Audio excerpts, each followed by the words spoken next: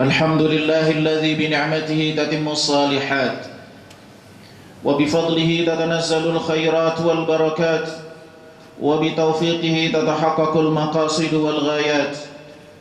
أشهد أن لا إله إلا الله وحده لا شريك له وأشهد أن محمدا عبده ورسوله بلغ الرسالة وأدى الأمانة ونصح الأمة وجاهد في الله حق جهاده حتى تركنا على المحجة البيضاء ليلها كنهارها لا يزيغ عنها إلا هالك.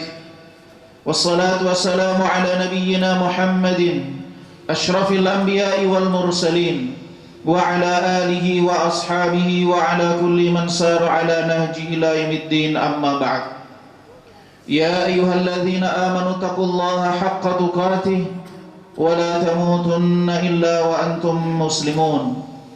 يا أيها الذين آمنوا اتقوا الله وقولوا قولا سديدا يصلح لكم أعمالكم ويغفر لكم ذنوبكم ومن يطع الله ورسوله فقد فاز فوزا عظيما. Jamaah salat Jumat sekalian yang dimuliakan Allah Subhanahu wa taala, pada kesempatan yang penuh berkah ini marilah kita tingkatkan keimanan dan ketakwaan kita kepada Allah Subhanahu wa taala. Mudah-mudahan dengan segala upaya kita meningkatkan keimanan dan amal saleh, Allah mudahkan segala urusan kita.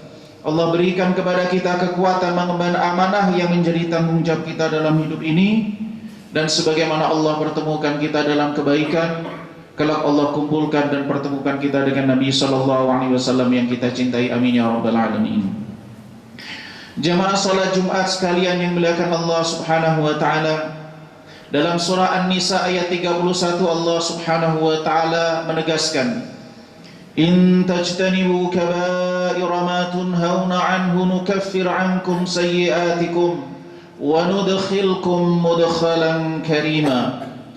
Apabila kalian menjauhi dosa-dosa besar yang kalian dilarang untuk melakukannya, niscaya kami akan ampuni kesalahan kalian, akan kami hapus kesalahan dan keburukan kalian, dan kami masukkan kalian dalam kemuliaan, atau maknanya adalah dalam surganya Allah Subhanahu wa ta'ala.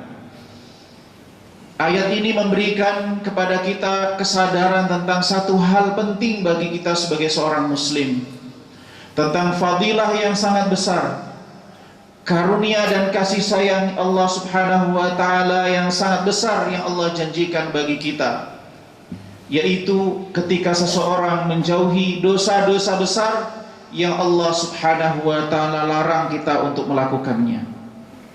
Jamaah sekalian dimuliakan Allah Subhanahu wa ta'ala, perlu kita sadari bersama bahwa tidaklah Allah memberikan reward, memberikan thawab, memberikan balasan yang besar atas suatu perbuatan, melainkan perbuatan itu pasti dan niscaya memiliki nilai yang besar.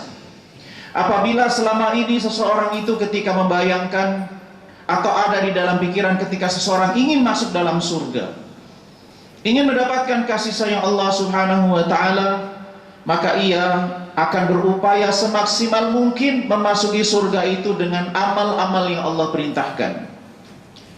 Misalnya seseorang memperbanyak sedekah, seseorang memperbanyak zikir, memperbanyak salat sunnah, sebagaimana Nabi SAW pernah mengatakan kepada seorang sahabat, yang saya ingin bersamamu di surga ya Rasulullah.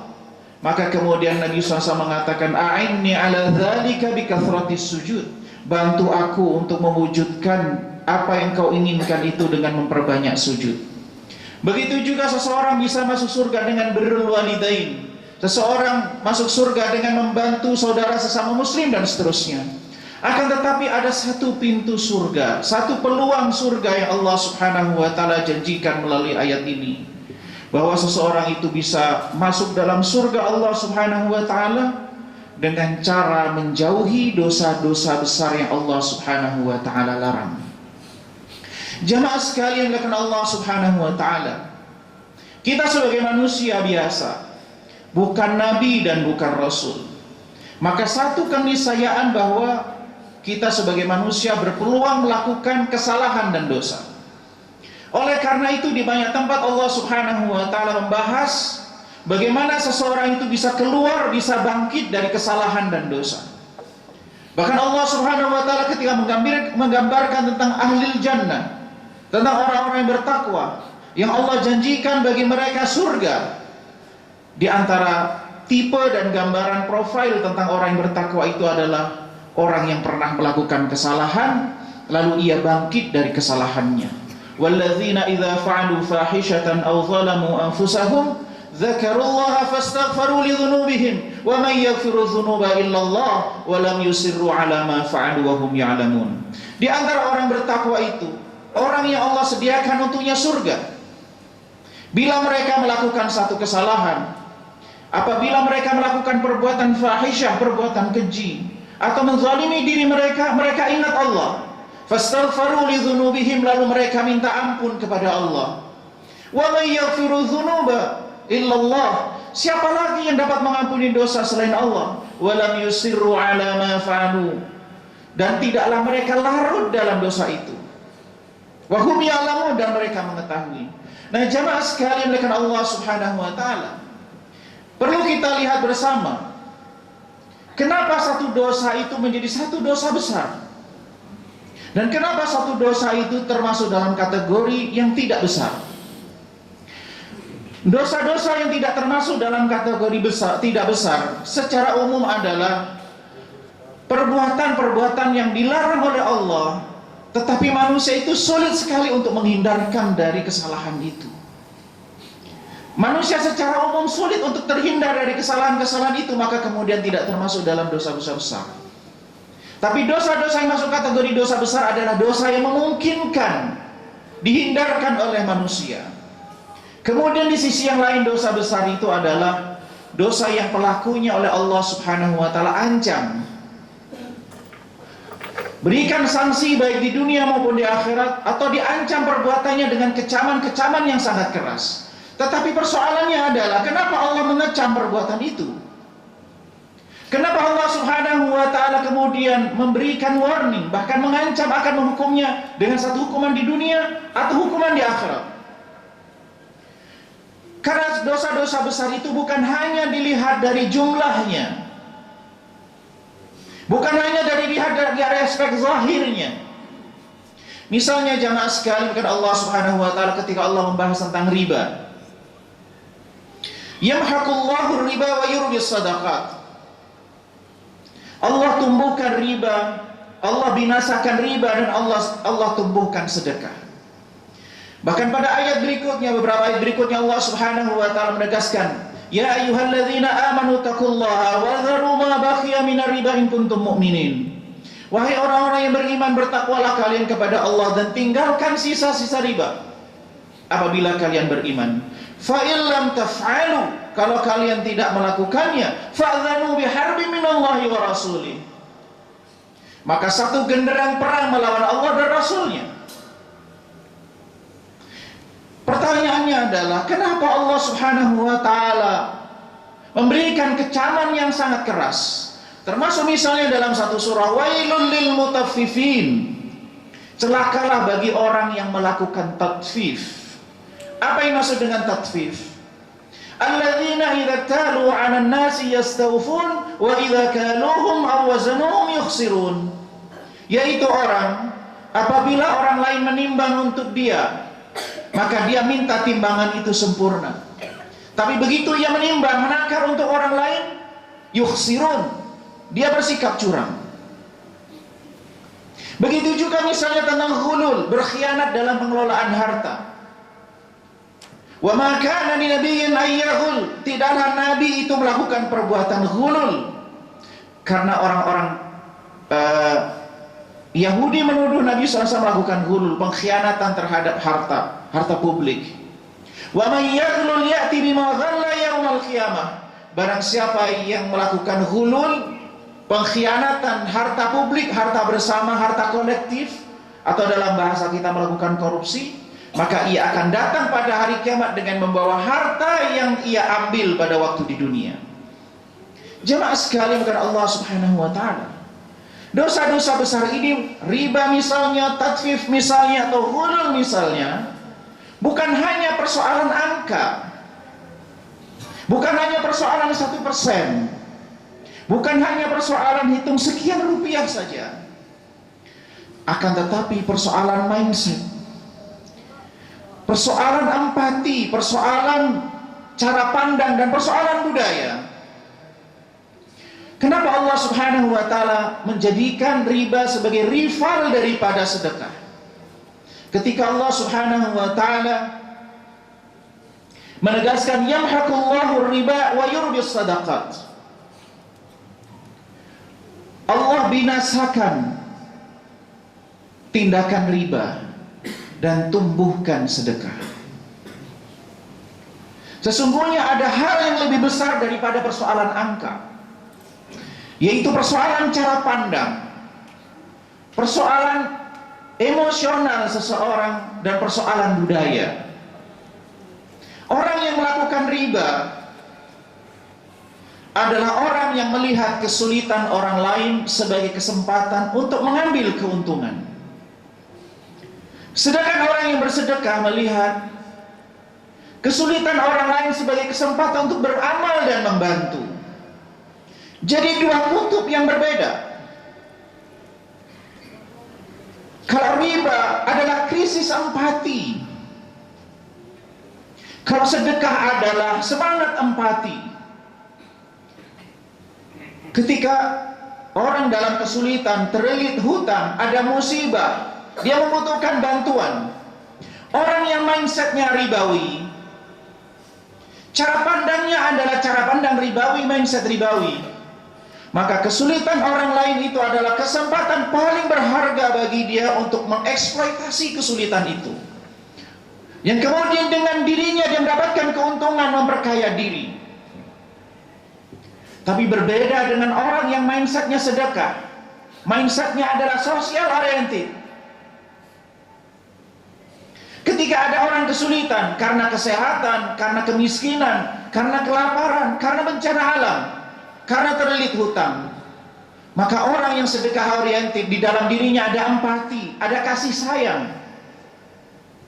Dan itulah bangunan masyarakat muslim yang ingin Allah Subhanahu wa ta'ala wujudkan. Bahwa bangunan masyarakat muslim bukanlah bangunan didasarkan pada ikatan sosial yang kemudian masing-masing memperkaya diri, mengeksploitasi yang kuat, mengeksploitasi yang lemah. Justru semangat muslim adalah yang kuat mengangkat yang lemah, membantu menolong yang lemah. Maka Allah SWT tegaskan wa yurbis sadaqat, tumbuhkan sedekah. Begitu juga misalnya ketika Allah Subhanahu wa ta'ala tegaskan innal ladzina yakuluna amwalal yatama zulman innama yakuluna fi butunihim nara wa sayaslawna sa'ira. Sesungguhnya orang yang memakan harta anak yatim dengan cara yang zalim, sesungguhnya dia memakan api neraka, dan dia akan dipanggang di api neraka.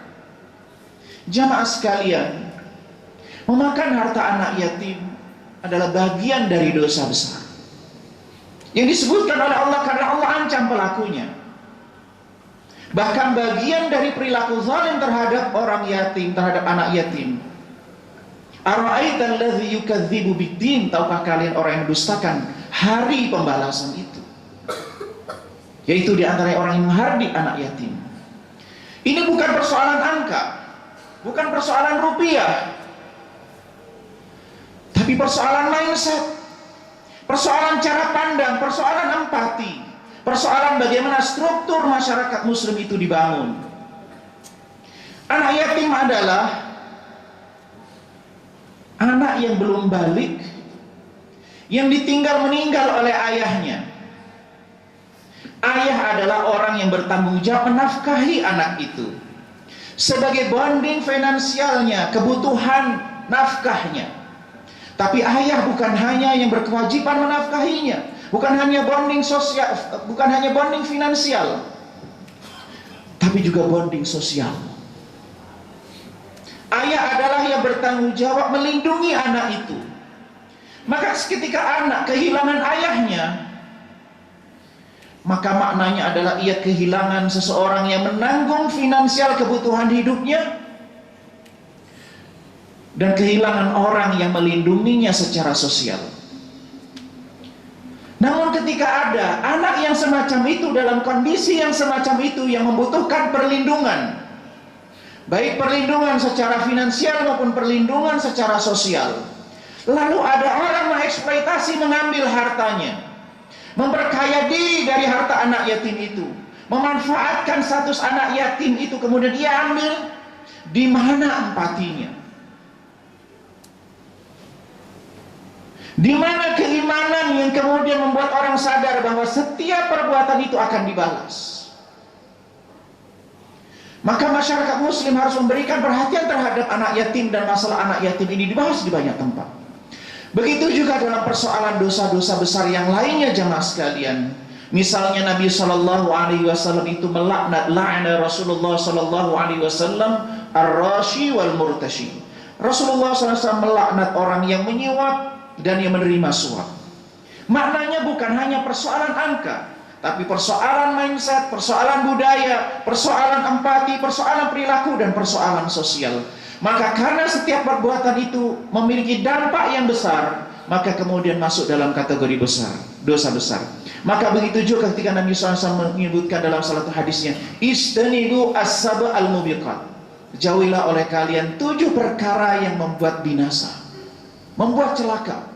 Di antaranya asyirku billah, syirik, as-sihru, sihir, kemudian berikutnya qatlun nafs bi ghairi haq, menghilangkan nyawa dengan cara tidak atas dasar yang dibenarkan oleh agama. Kemudian juga di antaranya aklu riba, memakan harta riba, aklu malil yatim, memakan harta anak yatim, uququl walidain, durhaka terhadap kedua orang tua.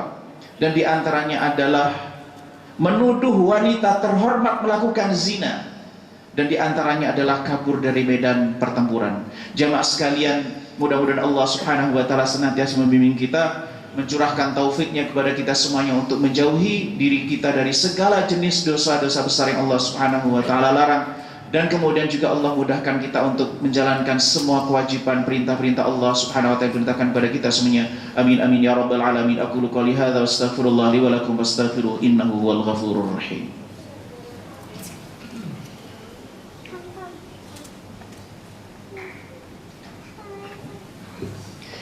Alhamdulillah, alhamdulillahilladzi nahmaduhu wa nasta'inuhu wa nastaghfiruhu wa nastahdihi wa na'udzu billahi min shururi anfusina wa min sayyiati a'malina.